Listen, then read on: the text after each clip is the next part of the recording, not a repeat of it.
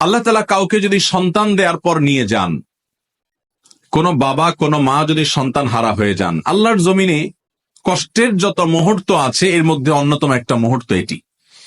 এই সময় যদি আল্লাহর কোনো বান্দা সবর করে, ধৈর্য ধারণ করে, হাহুতাশ না করে, অস্থির না হয়, বেসবর না হয়, তো আল্লাহ রাব্বুল আলামিন তার এই আমলটা, এর বিনিময়ে তিনি যে সবর যে করলেন, এর বিনিময়ে তাকে এত বেশি সওয়াব এবং পূর্ণ দিবেন, নেক দিবেন, যে এটা তার সবচেয়ে ওয়েটফুল হবে। অর্থাৎ এই আমলটা অনেক বেশি ভারী করে দিবে তার মিজানে পাল্লাকে।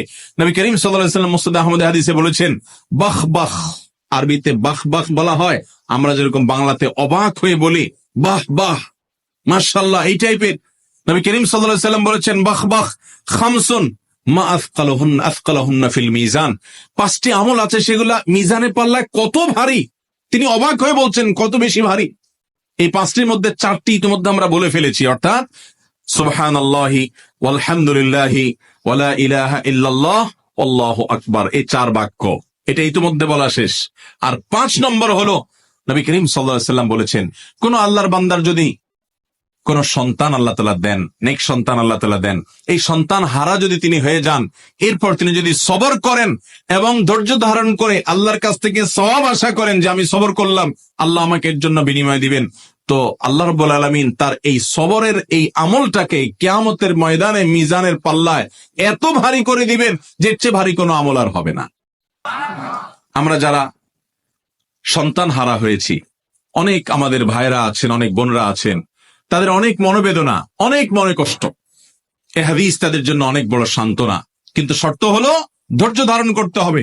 আমরা ধৈর্য ধারণ করি, বিভিন্ন বিপদে আপদে ধৈর্য ধারণ করি, কিন্তু সেটা হলো অনেক হাউতাস, অনেক অস্থিরতা, অনেক বেসবরি, এবং আল্লাহর শানের খেলাফ অনেক কাজ করার পর একটা পর্যায়ে বলি ঠিক আছে, কি আর করা, তাহলে সবর করলাম।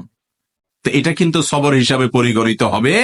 নবী করিম সাল্লাল্লাহু আলাইহি ওয়াসাল্লাম বলেছেন, ইন্নামাস সবরু ইনদা সাদমাতিল উলা, প্রথম আঘাতের সময় যদি আপনি দাঁড়িয়ে থাকতে পারেন এবং আপনার মুখ থেকে কোনো কটু কথা বের না হয়, সন্তান হারার কারণে বা যে কোনো বিপদের কারণে আপনার চোখে পানি আসবে, মনে কষ্ট আসবে, এটা স্বাভাবিক, এটা ন্যাচারাল।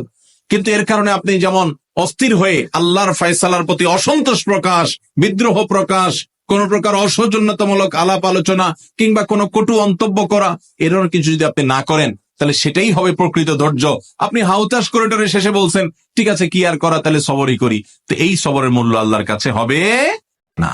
মোহতারাম হাজরিন, আমাদের সমাজে অনেক আমলওয়ালা মানুষ পাবেন, সবরকারী মানুষের সংখ্যা খুবই নগণ্য। যত সমস্যা এই সমাজে আছে, এই পরিবারগুলোতে আছে, এই ম্যাক্সিমাম সমস্যার সমাধান হলো আমাদের মধ্যে সবরের গুণটা আনা। দাম্পত্য জীবনে শান্তি আনার জন্য সবরের কোনো বিকল্প নাই। যত অশান্তি আছে দেখবেন, এগুলার মূল কারণ হলো ধৈর্যহীনতা। আল্লাহ তাআলা আমাদেরকে সবর এবং ধৈর্য ধারণ করার তৌফিক দান করুন।